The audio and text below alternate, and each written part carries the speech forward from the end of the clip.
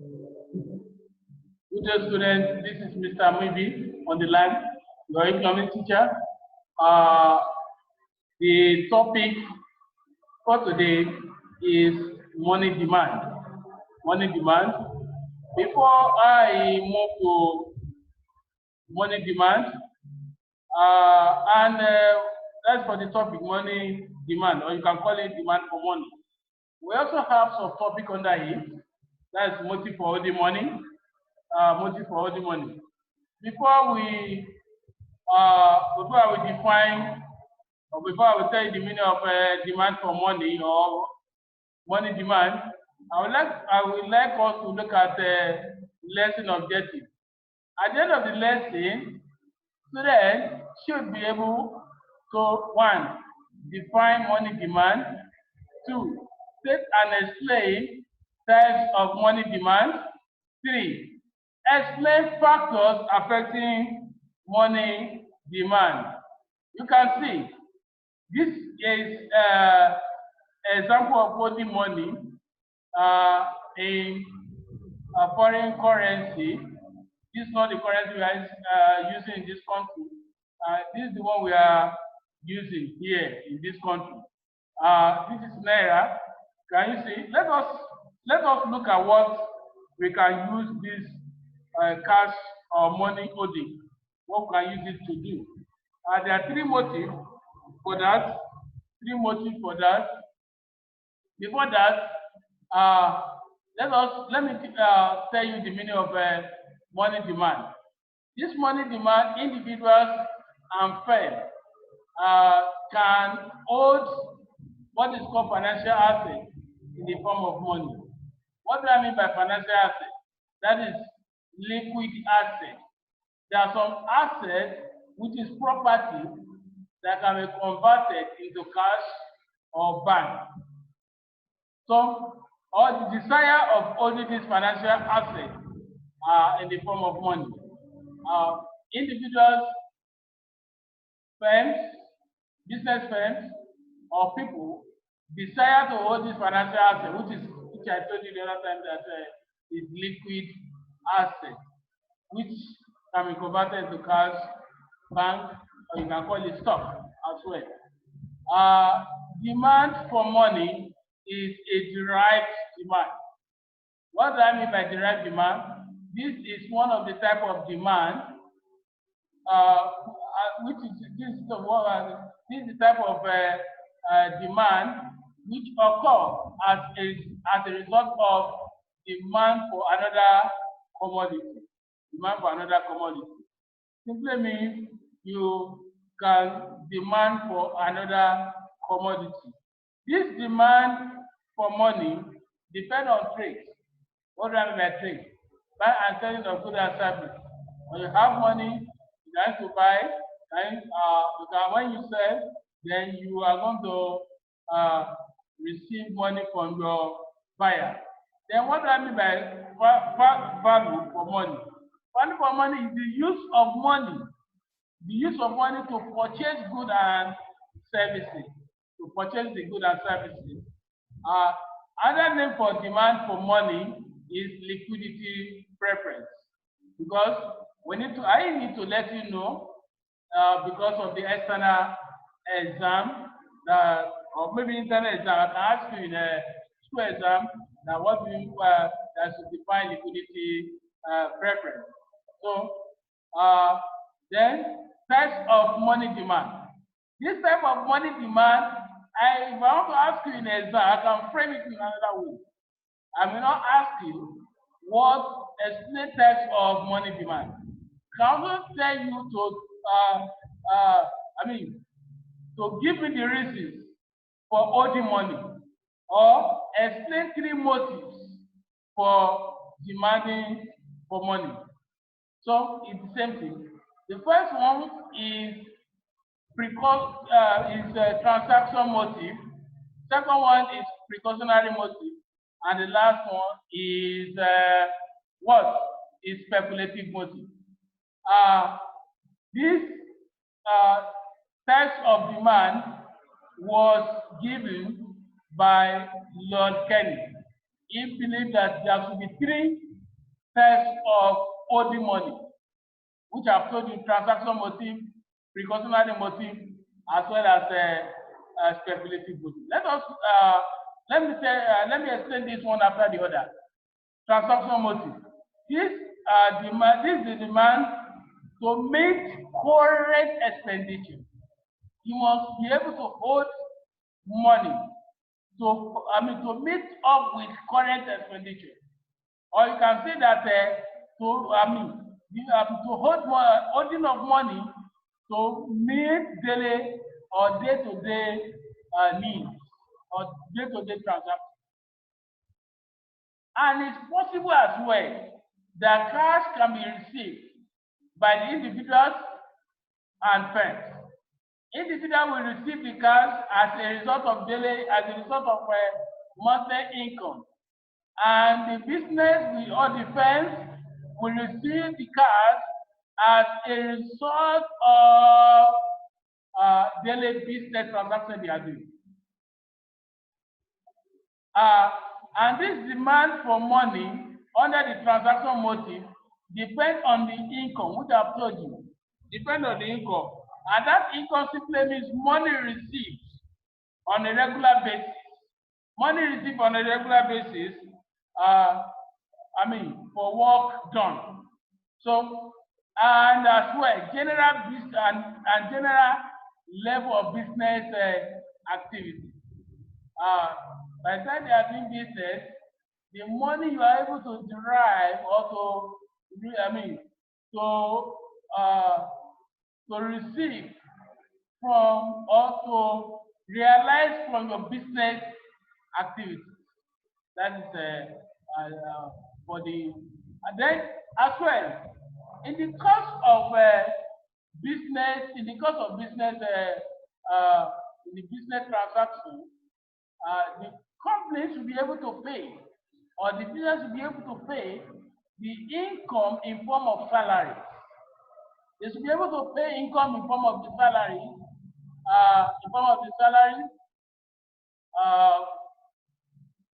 wages, interest, as well as dividend. Then under the precautionary motive. Precautionary motive is to meet up with unexpected expenditure. To meet up with unexpected expenditure or future contingencies or unforeseen expenses like sickness, accident, fire, old age. All these are meant for precautionary motive. If someone is sick, maybe due to the accident, due to the fire outbreak, or if a man gets to the age of 70 years and is not able to work or to do any type of work again, then you should remember that you get to that age. You should have it in intention that there is need for you to have what is costly, so that when you get to the old age, you fall back on this, what we are calling precautionary motive. Or you can call it desire to keep extra money in case of an unforeseen situation that we need a capital outlay. Mind you, this precautionary motive depends on the level of income, on what you are getting as salary. What you are getting as salary, mind you, you can't compare someone that the salary is 50,000 and someone that's earning 450,000 in a month. So their demand in the market will be quite different. What they are going to buy in the market will not be the same. It can never be the same. Then the last one is speculative motive. Speculative motive, people hold money. They hold money in order to avoid what is called capital loss. They don't want to make loss. Mind you, the aim of business or of the major aim of businessmen is to make profit. I will tell you today that uh, that is not the in business. There are three things that can happen in business. Either you make profit, you make loss, or you break even. For example, let's say you, by the time you set up your business, the capital, the initial capital you invested in that business happens to be 50,000 naira. And at the end of your accounting period, you are able to make 250,000 naira. That means there's a profit of 200,000 naira you have already. Let's say for another one for the loss, if by the time you invested or your initial capital in that business happens to be 50,000 naira, and you are able to realize what is called 20,000 naira out of 50,000 naira. Mind you that you have what is called loss of 30,000 naira. But for the break even is simply telling you that no profit, no loss. You invested 50,000 in the business. At the end of the accounting period, you are able to realize what is called 50,000 naira. That means there's no profit, no loss. Break even is better than making loss. From there, you can start coming up when your business is break even. And this will depend on the level of interest. What I mean by level of interest, level of interest I'm telling you is when you buy shares, when you make an investment, you'll be expecting what is called dividend. And this dividend you're expecting at the end of the year is what will be the benefit for the shareholders. Will be the benefit for the shareholders. So that is all about price of money or motive for demanding or owing money. Then the next one is to look at what are the factors. There are some factors that may not even allow you to hold this money or to hold cash. The first one is inflation, which is what is happening in this country now, or let me say the whole world. The next one is price level. The third one is interest rate, and the last one is income. What do I mean by inflation? Inflation can be defined as persistent or continuous increase in the general price of goods and services. And it's what is happening in the country now. Because of the lockdown, all the food sellers, all what they are selling, in other way, whether they like it or not, they have increased the price of that commodity, which is affecting the consumer. It's affecting the consumer, and mind you that consumer is the last channel of distribution of goods and services. So it's affecting us. How are we going to look at it? For someone that is collecting low income, how is he going to cope? Will he be able to hold money? Will he be able to have cash, enough cash? With that, someone that is collecting low income, will he be able to have enough income or have money in the bank? Which is not possible. Then, as a result of this, the low inflation will increase the generality of demand for labor. Simply means higher prices need more money. To buy more goods and services. Then high inflation will decrease. There will be enough money. There will not be enough money in the market. There will be enough money. Then the second one is price level. Price level is the price or the cost of goods and services. Cost of goods and services. The price and the cost for that goods and services that a consumer is willing and able to buy in the market. Then The price level is telling us that the higher the price level, the more money is required. When the price of that commodity is high, then there will be more money to purchase. I believe that this one will be good for the seller.